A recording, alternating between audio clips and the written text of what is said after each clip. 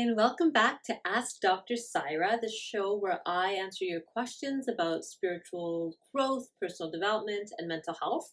Today's question comes from Remath.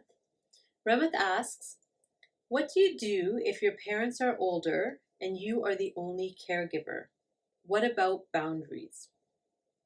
Again, the question, what do you do if your parents are older and you are the only caregiver? What about boundaries? Remath, that is a good question. That's a very good question.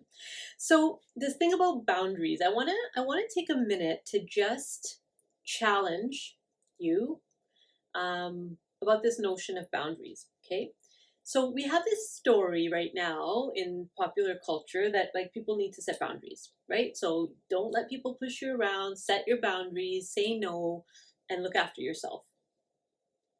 That's not necessarily wrong messaging, but I think what it misses is the communal piece, right?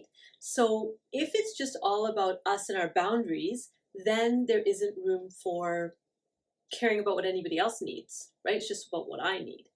And what I'm hearing you say, Remath, is that you're caring about what they need, but you also want to care about what you need, right? So I just want to make sure that that's clear, because boundaries aren't about doing like making it all about you, right?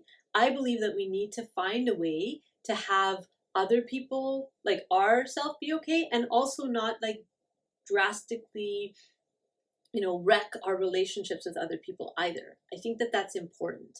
And so I would say if your parents are older and you're the only caregiver, so first of all, I would ask you, how long have you been in this caregiver role? So there might be a little bit of burnout going on there. You might want to look into that.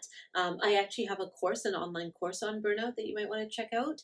And we're looking at burnout, not just about like how to not have burnout, but why do we get burnout from the like how can we change our mindset so that we don't get to that place of burnout anymore. So yeah, you might want to just explore, am I just pooped? And one of the ways you know you're burnt out is if you've kind of stopped caring, like you just don't care anymore. You're just kind of like, yeah, I don't care. And you're finding that you're really resentful and you're really irritable whenever you're asked to do something, and you find excuses not to do things, and like that could be a sign that you're just burnt out. And caregiver burnout is such a huge topic, and I've got actually other videos here on our YouTube channel, Dragonfly Wellness TV, lots of other trainings on caregiver burnout, so check those out. So that's the first thing I would say, is if you're the primary caregiver, the only caregiver, you might want to check if you're okay, and there's some great tools and tips in those videos about what to do and how to look after yourself. So self-care would be one of the really important things to help combat burnout. But again, not at the expense, right? Not at the expense of those relationships. So boundaries. I would ask you, what does that word mean to you? What does boundaries mean to you? For some people, boundaries means the ability to say no and the ability to set limits on how much you can give and when you can give, right? If that's what boundaries means to you, then maybe you want to look at how much are you giving, where are you giving, and is there some flexibility? Is there a little bit more room for you? What I've experienced in many client situations and group situations is that often the other person isn't aware of how much we feel we're doing for them, right? And how tired we are. Because the person who's the caregiver is just not wanting them to feel bad, and so not telling them that this is actually hard on me. When the other people become aware that you're not okay and that you need a break, like, I mean, unless they're sociopaths, right?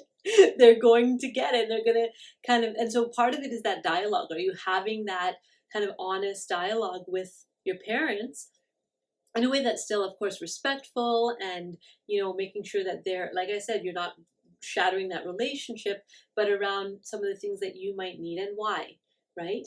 So you may decide with them, together with them, that perhaps on a particular evening, say Thursday evening or something, that's your night off to go do something with your friends or your whoever, your children if you have them, or your whoever's in your world, and have that kind of routine. And so sure, that could be called a boundary, right? But it's not you setting a boundary. It's working together with them to say, like, how can we make this work differently? What often happens in families is that we get pitted against each other, right? So it's like caregiver here, parents here, and there's this like problem. Or I would encourage you to say, okay, what if we got on the same team? What if it was me here and my parents here, and the problem is really overwhelm, right? Or stress or burnout, whatever it might be, and how together can we address this problem? That's a much more empowering way for everybody involved. So it's not just like you against your parents, because you don't want that. That feels gross, right? That feels yucky to feel against somebody you love and somebody who you're looking after. And so if you could just kind of think about it in a little bit of a different way, that maybe it's not just about boundaries as far as I will do this and I will not do this, but actually a conversation and a negotiation with them. Now, some people are unreasonable, and I will acknowledge that some people are just unreasonable in what they expect of you, right? And so you have to kind of gauge that as well. And if that's your parents, if they're the unreasonable parents, well then, I mean, what I would do is I would recruit my aunties, my uncle, the other people who talk to my parents, and I would recruit everyone to kind of like do it together as a group, right?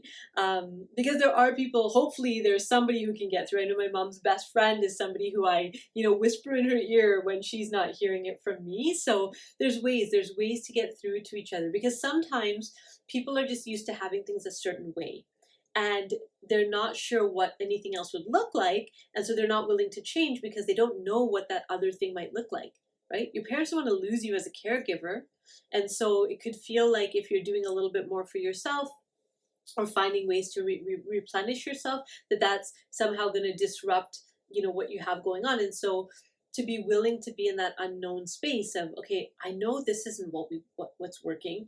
I also know that I don't want to like cut you off or anything like that, but how do we do something in the middle way?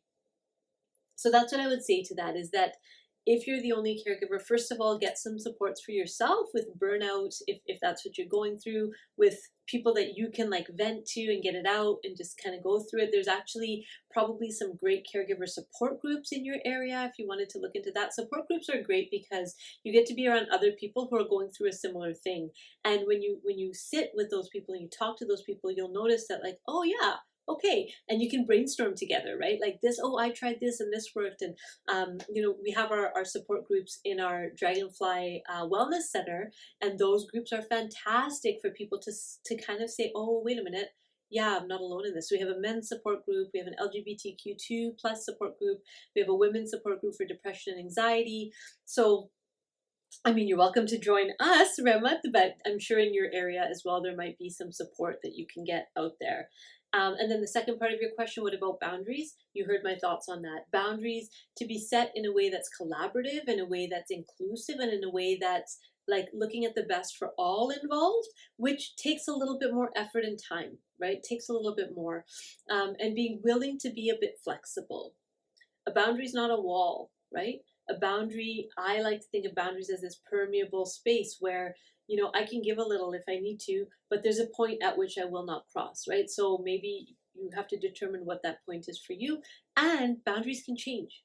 So what was okay with you 6 months ago might not be working anymore. And that's worth having a conversation about. That's worth letting people know about. Again, communication and speaking to each other and informing each other and including each other is one of the big things that we forget to do.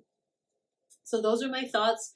Hopefully it works and it's not like a huge disaster, but that's what I've seen be really effective and helpful for the people I've worked with. So maybe that might work for you as well.